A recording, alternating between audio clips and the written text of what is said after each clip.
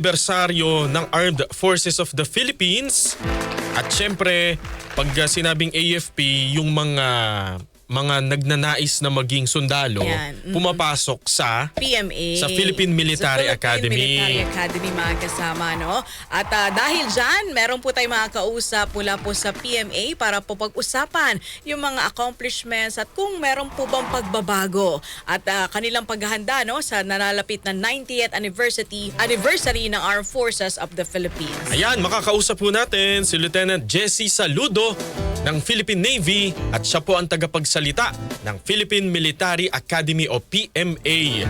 Lieutenant Saludo, saludo po kami ni Angel sa inyo. Good morning, sir. Good morning po. Magandang umaga, Sir Sander and Ma'am Angel at sa mga tagapakinig at tagasubaybay ng ating programa, DZXL, ang say ng taong bayan, alams na. Ayun.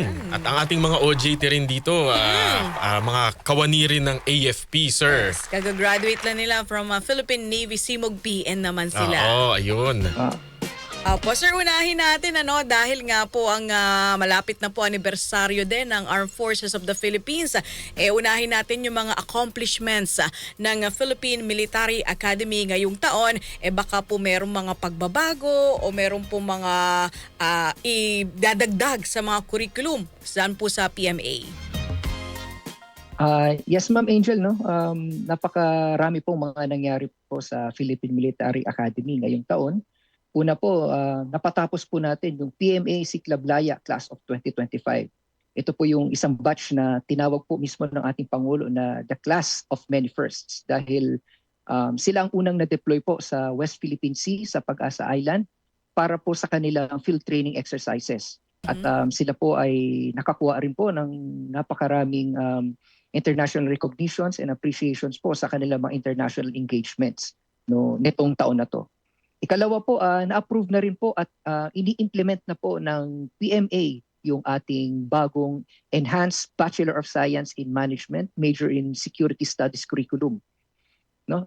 Dito po nakapaloob po dito yung mga bagong courses po natin sa ating mga kadete na meron po Artificial Intelligence, Cyber Warfare, Python Programming, Robotics, and Project Management.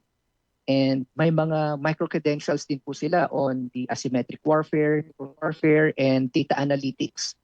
And to include din po yung ating approach sa kanila po sa pagtuturo natin sa kanila is more on the outcomes-based education at problem-based learning. Opo. Kaya sila, it's not about memorization of lessons but more on addressing po yung real-world security problems. So yung mga ang goal po palagi ng kanilang mga lessons is to how to implement on or how to execute this kapag nandun na po sila sa field. And ngayon po, ma'am, I am really proud to say na ang PMA po, makikita po natin sa loob ngayon, ang mga kadete natin ay nagdi-design na po ng kanilang mga sariling signal jammers, nagsusulat na po ng kanilang mga sariling Python code and programs, and nagbibuild na rin sila ng sarili nilang mga ground drones. May basic robotics na rin sila, and yan po yung mga klase ng innovation culture na gusto natin po dalhin sa AFP. Mga officers na hindi lang gumagamit ng technology, kundi kaya rin po umintindi, mag-adapt at lumika ng mga bagong teknolohiya po para sa ating bansa at para po sa depensa ng ating bansa. Kasi, opo, Lieutenant Jessie, sa yung mga warfare movies ngayon, di ba po? Kumbaga nag-a-advance yung mga kalaban, hindi lang po basta, alam mo yun, hindi lang basta armas, na physical. Yung warfare po natin ngayon parang nag-iiba na rin po. Kaya nag-a-adjust po kayo sa pagtuturo sa ating mga estudyante. Yes, sir. Opo, no? Kasi ito po ay, bukod po saan tayo ay nagmo-modernize din sa ating mga kagamitan, sa ating mga facilities, no? Kaakibat din po dapat ito nakakasabay po ang ating mga tauhan. So, dapat po pangunahan po ito ng ating mga magiging opisyal. Ito pa lang po sa PMA kung saan po nagsisimula ang pagtitraining po natin, ang pag-aaral po ng ating mga future military officers. So, dapat po nagle-level up din po ang kanilang mga natututunan in accordance po sa kung ano po ang kailangan po ng ating seguridad po ng ating bansa. Nabanggit nyo yan, sir. Ano po ba yung pangunahing layunin nito nga pong PMA Growth Plan at paano ito pinalalakas sa PMA lalo na sa mga darating pang taon? Yes po. Again po, marami na rin po kaming mga engagements about this. No? Ang PMA Growth Plan po, ito yung parang long-term blueprint na ng PMA na by 2040, we will become a global defense learning hub dito po sa ating bansa and dito sa ating region, kung saan kaya po natin mag-accommodate po ng 2,000 cadets per year. Na bali po i-increase po natin yung numbers ng ating graduates, no, from 1,400 po ngayon na kaya nating i-accommodate, kaya na po natin mag-accommodate ng 2,000 cadets. And this is not just about growth in numbers but more on growth in excellence po, katulad po ng sabi po ng aming superintendent during our anniversary celebration po, no. Kasama na rin po dito yung pagpapatayo po ng aming mga modern warfare laboratories na may mga advanced po na warfare simulation facilities. Mas malaking mess hall na may athletic oval, mga integrated aquatic and martial arts facilities para po mas maging resilient at mas handa po ang ating mga kadete sa mga hamon po ng serbisyo. At kasabay po dito sa ating growth plan is yung pagiging competent din po ng ating faculty. Ayan. Pagkakaroon ng responsive na curriculum sa kung ano pong kailangan ng ating depensa, at mahalaga rin po dito, ma'am, yung access po ng ating mga kadete sa advanced resources, learning resources. Ayan. Kaya naman po nag-push po tayo na sumali dun sa ASEAN Network, ASEAN University Network Quality Assurance or yung AUNQA. And wino-work out rin po natin na in the future ma-affiliate din po tayo sa Middle States Commission on Higher Education. And lahat ng ito, ma'am, nakatali po sa na ihabol po natin yung leadership development ng AFP sa ating modernization. Kasi again, ulitin ko po, no, hindi sapat na modernong kagamitan. Hindi lang modernong barko, eroplano, dapat moderno rin po yung mindset at training ng mga opisyal natin. Opo. At sa growth plan din po, no, sa mas malawak na konteksto, bahagi rin po ng ating growth plan yung pag-reimagine ng fourth DELPILAR. We reimagine PMA, the fourth DELPILAR, yung ating home of PMA, to become a future hub ng disaster response sa Northern Luzon.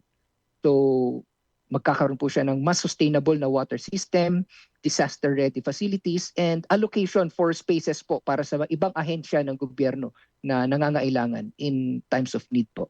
So parang bubuksan niyo po yung kampo to other government agencies po pag kailangan po ng halimbawa po training for disaster response. Tama po, sir? Yes, sir. Kasama po doon not only training but also yung actual disaster response itself, sir. Mm-hmm. So we will be the future hub for disaster response dito po sa Northern Luzon. Parang nagdagdag ho kayo, sir, ng mga classrooms and facilities kasi kung binanggit po nyo na 1/4 yung capacity, ngayon po nasa 2,000 na mga kadete. Yes, sir. Bali po by 2040, that's our vision. Yes, sir, na increase po yung ating yung ating numbers of cadets. But again, this requires additional billeting areas, messing facilities, additional classrooms, and also kailangan din po natin increase po yung ating faculty, yung capability po natin na turuan din po yung ating mga kadete na na nadagdag po. At speaking of pagpapalakas or pagpapataas ng kalidad ng edukasyon diyan po sa akademya, kamakailan po kasali po or naging associate member ang PMA sa ASEAN University Network Quality Assurance. Sir, ano po ang kahalagahan nito at paano nito pinapataas panglalo ang kalidad ng edukasyon diyan po mismo sa PMA? Opo, ang AUNQA o yung ASEAN University Network Quality Assurance, ito po yung isang regional body na nag-set ng quality standards para sa mga universities sa Southeast Asia. Ngayon, associate member na po ang PMA at tayo po ang kauna-unahang military academy in the ASEAN region na pumasok sa network na ito. So, ibig sabihin, ang ating academic systems, yung ating curriculum design, teaching tools, assessment, and quality assurance ay hina-harmonize po natin and bine-benchmark natin sa kaparehong standards na ginagamit ng mga leading universities sa region. And hindi lang po sa military schools. And sa paglipas po ng panahon, siguro po hangarin din po natin na maging fully accredited at eventually ma-recognize po ang PMA, ang ma-diploma po ng PMA na comparable sa mga universities po dito sa ASEAN region. And this opens opportunity for us para po sa ating faculty and cadet exchanges, para sa ating faculty development and more exposure sa mga kadete natin, joint researches, and pag-host po ng mga foreign cadets sa Fortel Pilar. Opo. And nabanggit ko rin po yung sa Middle States Commission on Higher Education, ito po yung accreditor ng US Service Academies. So para po mas talong iangat po natin ang antas ng education training po ng Armed Forces of the Philippines. Sir, medyo napuputol po ang yung signal. Balikan ka namin, Hana, para Apo. mas maganda yung ating talakayan partner with the PMA, di ba? Ayan. At siguro po mag-commercial break muna tayo saglit at habang inaayos po natin yung ating linya, dyan po sa Baguio, nasa Baguio si Sir, no? Siguro, dahil malamig dyan, partner. Oo. At masarap ang strawberry taho. Medyo matamis. Matamis. Ay, yung ube na lang. Ube Yung taho. ube na lang. Diyan lang ho kayo mga kasama. Baka may mga comment po kayo at question. Comment po kayo sa ating live stream. Magbabalik agad ang programang Ang Say ng Taong Bayan. Alams na! Oras, mga kasama, 9:18. That time check was brought to you by ACS Manufacturing Corporation, ISO certified world-class quality. Para di madaling masira ang ngipin ng pamilya, ngayon pa lang, Unique toothpaste for brushing every after kumain. dahil ang unique toothpaste may Max Protect formula. Ngipin ay Max Alaga, Max Protektado pa. Helps stop cavities even before they start, while keeping breath fresh with regular use. Unique toothpaste for brushing para siguraduhin ngipin ay Max Alaga, Max Protektado pa. Unique. Max Alaga, Max Protectado with unique toothpaste maximum fluoride protection. Manufactured by ACS Manufacturing, ISO certified world-class quality. ACS. Abangan ang programang PCSO, hindi umuurong sa pagtulong. Bagong Pilipinas ang panalo sa kawanggawa at serbisyo. Halina at sabay-sabay nating abangan ang programang handang umalalay at magbigay tulong sa bawat Pilipino. Hatid ay serbisyong publiko mula sa Philippine Charity Sweepstakes Office. Ito ang PCSO, hindi umuurong sa pagtulong. Ang karamay mo sa bawat laban ng buhay. Tuwing Lunes, alas 11 hanggang alas 11:30 ng umaga, mapapanood din sa pamamagitan ng Facebook Live, YouTube Live ng DZXL at sa Signal Channel 309. PCSO, hindi umuurong sa pagtulong. Sa pagtulong ang PCS. ACS Quadra Extravaganza. ACS Quadra Extravaganza. Narito na ang inyong pagkakataong manalo ng limpak-limpak na papremyo sa ACS Kwarta Extravaganza 2025. Over 5 million in prizes ang ipamimigay nationwide. Tax-free. May chance ang magwagi ng cash at gift packs mula sa ACS Manufacturing Corporation at sa RMN at IFM stations nationwide. Patuloy na gamitin ang unique toothpaste para manalo ng 1,500 pesos sa weekly draw at tumataginting na 100,000 pesos sa grand draw. Para sumali, isulat lamang sa isang malinis na papel ang inyong pangalan, address, contact number at pirmahan kasama ang 4 sachets of unique 10ml or 1 box of unique 50ml, 100ml or 150ml. Ilakip ito sa isang white envelope. Isulat sa labas ang promo title na ACS Kwarta Extravaganza 2025. Ang pangalan ng produktong ginamit, ang promo week at RMN o IFM station na inyong sasalihan. Para sa kumpletong detalye, tingnan ang posters at ACS Kwarta Extravaganza FB page at aming website rmn.ph. Promo period is from August 24, 2025 to December 20, 2025 per DOH FDA CCHUH SRR permit number 0137 series of 2025. ACS Quadra Extravaganza. ACS Quadra Extravaganza. Sa tulong ng tibay mula sa Bear Brand with 3 balanced meals and exercise. Malaki sa gatas, naging Bear Brand ako. Pudo ng tibay nutrisyon ng bawat paso ko. May tibay katawan at tibay resistensya to.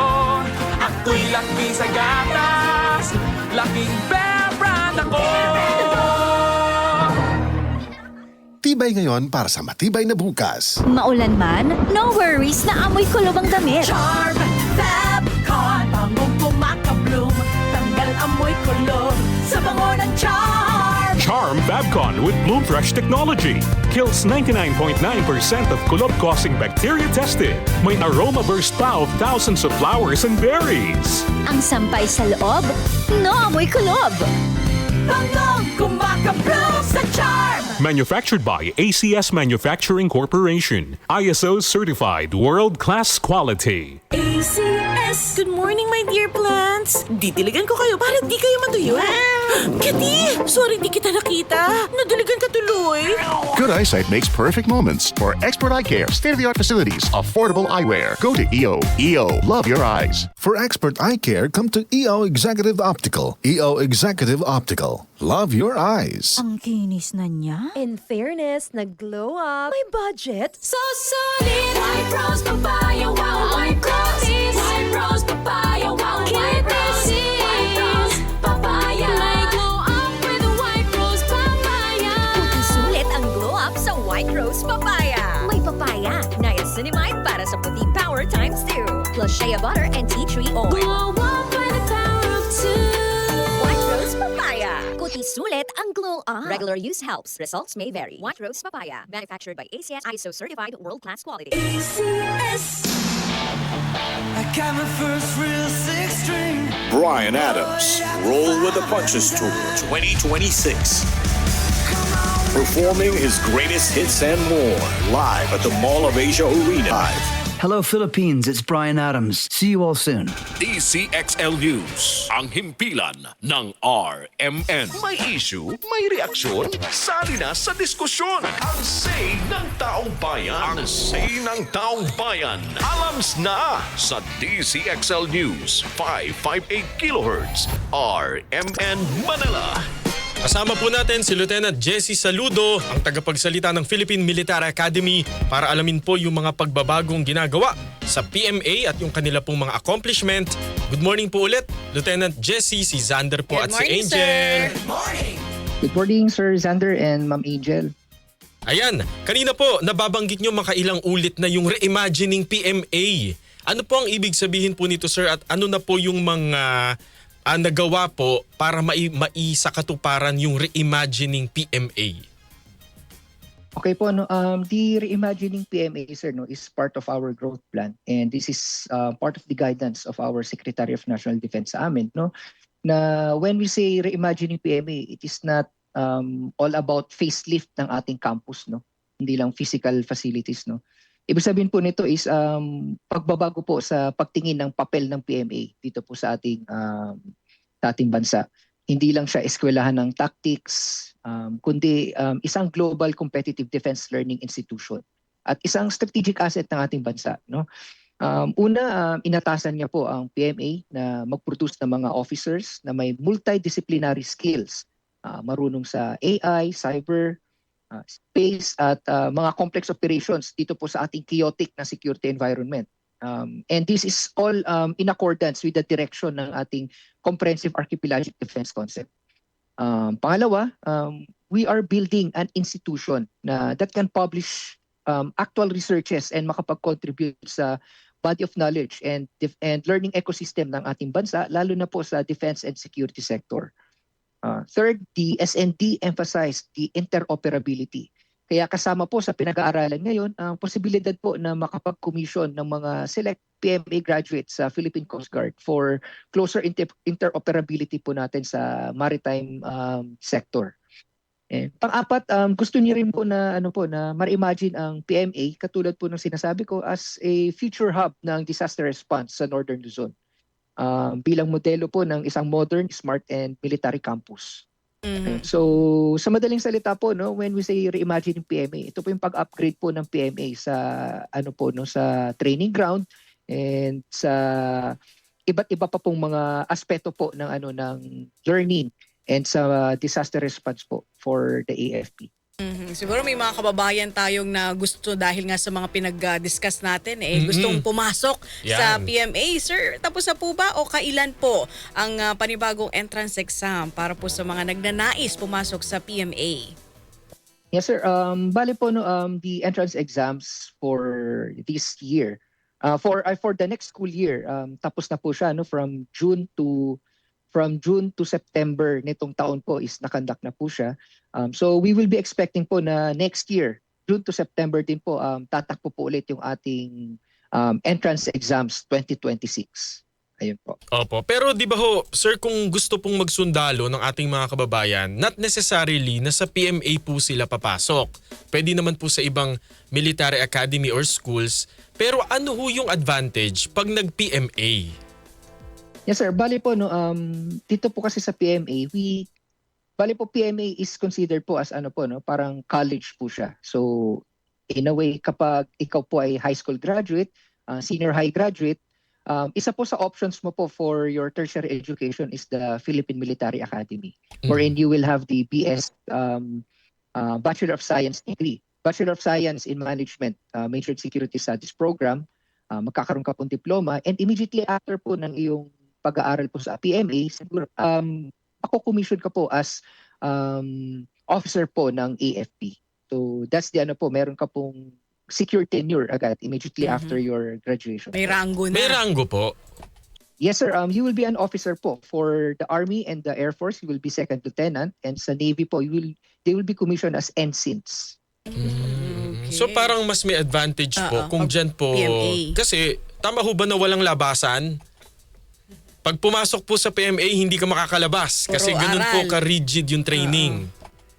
Bali po sir, no, on the first year of training, since sila po ay, they will be, sa first year po ng training kasi from civilian life, they will be transitioned into the military, regimented way of training po. So dapat po, ayun po, 1 year po, wala po talagang labasan sa kanila dun sa academy for the first year. And then may mga vacations naman po, no? They, opo, Tsaka pwede silang dalawin ng mga mahal Pasko. nila sa buhay. Opo. Yan, pwede naman po silang mabisita rin kapag may mga events po, no? Weekends, nabibisita rin po sila, lalo na po kapag second year to fourth year na po sila. Opo. May height requirement po ba, Lieutenant? Yes sir, minimum of 5 feet po ang ating nire-require po para po makapasok po sa AFP. So yan na rin po ang same na standards na pamantayan po na ginagamit po ng PMA. Sa edad, sir? Oo nga. Yes po, sa edad naman po at least 17 years old po, no? 17 years old up to 21 years old po. Upon the date of examination po nila, dapat yun po yung kanilang edad. Para Okay. sila po ay mag-qualify. Opo, Yes, so sir. hindi na po pwede ang medyo matanda na. Trentahin, Oo, mga 30, ganon. ganon. Kung gusto pong pumasok sa PMA. Like halimbawa Yes, second sir. degree. Yes sir. Bali po dapat po kapag for next year, ang isang aplikante po is considered pa po kapag hindi po siya a day older than 21 years old kapag nag-start po yung klase nila. Ayun po. Curious lang po ako, may tinatanggap po ba kayo ng mga transgender? Again po, no, ang ating AFP po is inclusive organization po. And we respect po kung ano po ang kanilang gender identity and kanyang orientation. Open naman po ang PMA po para sa lahat. Papaano po kung halimbawa po ang relihiyon po ng isang kadete ay kailangan po niyang sumamba? Papaano po yung setup sa loob po kung bawal pong lumabas ng 1 year? Bale po sir, no, we respect yung rin po, yung kanilang religious affiliations. Sa PMA po, meron po silang time po para sumamba sa kanilang kanyang religion. Yung mga meron po kaming meron pong Catholics doon, meron po kaming Christians, and then may iba naman po na kung wala po sa loob, nakakalabas po sila every Sunday or dun sa time ng kanilang ng kanilang worship. Sila po dinadala po ng PMA kung saan po yung lugar po ng kanilang pagsamba. Opo, ayun. May Muslims din po tayo doon. Meron po tayong kapatid po from Iglesia, and ayun po. So meron pong religious freedom sa loob po ng academy. Okay. Sir Jesse, dito naman tayo dahil nalalapit na or month-long ang anniversary po, 90th anniversary ng Armed Forces of the Philippines. Ano-ano po ba yung ating mga activities? Yes po, bali po napakasiksik po na activities ng AFP ngayong 90th anniversary celebration. And ito, nagkaroon po tayo ng talakayang mabini noong November 24 kung saan we gathered different experts po sa usapan ng defense and national security. So pinag-usapan po nila yung AFP modernization, joint force development, regional security, and yung role po ng AFP sa pag-achieve po ng bagong Pilipinas. also have the simultaneous AFP hospital visits kung saan pagbibigay po natin ng pugay sa mga ating kasundaluhan na nagsakripisyo po para sa bayan na nakarating po ngayon sa mga. For the first week of December, magkakaroon po tayo ng Tribute 2025 concert kung saan this is a youth-led activity na na concert po para po sa na pagbibigay pugay po para sa ating mga kasundaluhan. Also on December 5, meron po tayong Stakeholders Appreciation Night kung saan kikilalanin po natin yung mga LGUs, media partners, and sa private sectors, mga NGOs, and international partners po natin na naging katuwang po natin sa mga sa security and disaster response missions po natin. And this will be culminated po sa November 19, ang ating main anniversary day na makakaroon po kami ng simultaneous flag raising. And a main program po na kung saan a-awardan po natin yung mga natatanging personnel natin para sa para po kilalanin yung kanilang mga accomplishments para po sa kanilang for this year. Opo. Ayun, Lieutenant Jesse Saludo, maraming salamat po sa inyo. Sir, sorry, lang to, pahabol lang. Aware po ba kayo dun sa salitang aptronym? Or familiar po kayo? Aptronym. Sir, baka pwede pong ayan, opo. Yung ibig sabihin, kaya yun, sir? Opo, ang ibig sabihin po kasi nung aptronym, ito po yung mga tao na yung kanila pong pangalan ay swak po sa kanilang profesyon. Opo, yes, sir. Yes, sir. Mas madaling alalahanin, sir, no? Opo, kaya kami Yes, po sir. ay saludo po sa inyo. Yes, saludo tayo kay Opo. Sir Jesse Saludo. Opo, thank you so much po sa panahon pong inyong ipinagkakaloob sa RMN, sir. Maraming salamat po, sir. Thank you very much. Nakausap po natin si Lieutenant Jesse Saludo, ang tagapagsalita po ng Philippine Military Academy. Naalala ko lang kasi... Bagong kaalam